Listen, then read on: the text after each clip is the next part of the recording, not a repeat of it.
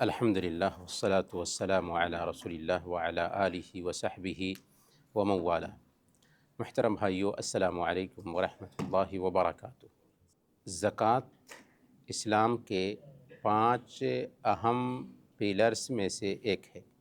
زکوٰۃ دینے سے مال ہمارا پاک ہوتا ہے، مال میں بڑھوتری ہوتی ہے، اور اس زکوٰۃ کا اثر یہ ہوتا ہے کہ سماج سے غریبی مٹ جاتی ہے، چوری نہیں ہوتی سماج میں، ڈکیتی نہیں ہوتی، اور مالداروں اور فقیروں کے بیچ محبت قائم ہوتی ہے۔ خلافت راشدہ کے زمانے میں جب زکوٰۃ کا صحیح سسٹم لاگو ہوا تھا تو سماج سے بالکل غریبی مٹ گئی تھی۔ آج بھی اگر زکوٰۃ کے سسٹم کو لاگو کر دیا جائے تو سماج سے پورے طور پر غریبی مٹ جائے گی، اور زکوٰۃ اگر کوئی نہیں دیتا ہے تو حکومت وقت کی ذمہ داری ہے کہ وہ اس سے جنگ کرے، جیسا کہ حضرت ابوبکر صدیق رضی اللہ تعالی عنہ نے مانعین زکوٰۃ سے جنگ کیا تھا۔ زکوٰۃ بنیادی طور پر 4 چیزوں میں فرض ہوتی ہے۔ کتنی چیزوں میں؟ 4 چیزوں میں فرض ہوتی ہے۔ سب سے پہلے نمبر پر سونے چاندی نقدی سکے، دوسرے نمبر پر زمین کی پیداوار، تیسرے نمبر پر جانور، اور چوتھے نمبر پر تجارتی سامان۔ تجارتی سامان میں زکوٰۃ کا طریقہ کیا ہے؟ وہی ہے جو سونے چاندی اور نقدی سکے کا ہے، کہ جب سال گزر جائے تو اس مال کا اندازہ لگائیں گے اور جتنی رقم بنتی ہے اس کی زکوٰۃ نکالی جائے گی۔ سونے چاندی اور نقدی سکے میں زکوٰۃ کا طریقہ کیا ہے کہ سونا اگر 85 گرام یا اس سے زیادہ ہے، کتنا؟ 85 گرام، 85 گرام یا اس سے زیادہ ہے، اور چاندی 595 گرام یا اس سے زیادہ ہے، کتنا؟ 595 گرام یا اس سے زیادہ ہے، تو نصاب تک پہنچ چکا ہے ہمارا سونا اور ہمارا چاندی۔ دونوں کو مکس کر کے نصاب نہیں بنایا جائے گا، یاد رکھیں۔ سونا کا نصاب 85 گرام ہے، چاندی کا نصاب 595 گرام ہے۔ اگر اتنا ہو جاتا ہے اور پھر اس پہ سال بھی گزر جاتا ہے تو زکوٰۃ دینی ہوگی۔ زکوٰۃ کیسے دیں گے؟ مارکیٹ کے ریٹ کے حساب سے اس کا ریٹ معلوم کریں گے آج کے ڈیٹ میں، اور جتنی رقم بنتی ہے، اور کسی کو قرض دیا ہے، بینک بیلنس ہے، یا تجارتی سامان ہے ابھی ہم نے جانا، تو ان سب کو جو رقم بنتی ہے ان سب کو تقسیم کریں گے آپ 40 سے۔ کتنے سے؟ 40 سے تقسیم کریں گے، نتیجہ آپ کے پاس آ جائے گا، کیونکہ ہم کو زکوٰۃ دینی ہوتی ہے 2.5%۔ کتنی زکوٰۃ دینی ہوتی ہے؟ 2.5%، 2.5۔ اب سوال یہ ہے کہ روپے پیسے کی زکوٰۃ کیسے دیں گے؟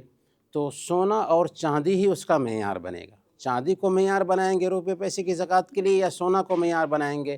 تو علماء نے اس حوالے سے یہ کہا ہے کہ جس نصاب میں غریبوں کا زیادہ فائدہ ہو، تو چاندی کا نصاب اختیار کرتے ہیں، تو اس میں غریبوں کا زیادہ فائدہ ہوتا ہے، اس لیے چاندی کا نصاب اختیار کیا جائے گا۔ اب دیکھیں گے کہ 595 گرام چاندی کے برابر میں ہمارے پاس پیسے رہے یا نہیں رہے۔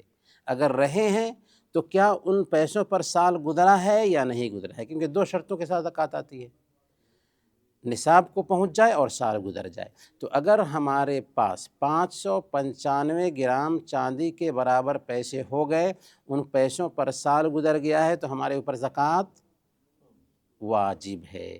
زکوٰۃ ادا کرنے کا طریقہ بھی ویسی ہوگا جیسے سونے چاندی کا طریقہ ہے، کہ جتنے پیسے تھے ان پیسوں کو آپ تقسیم کریں گے کتنے سے؟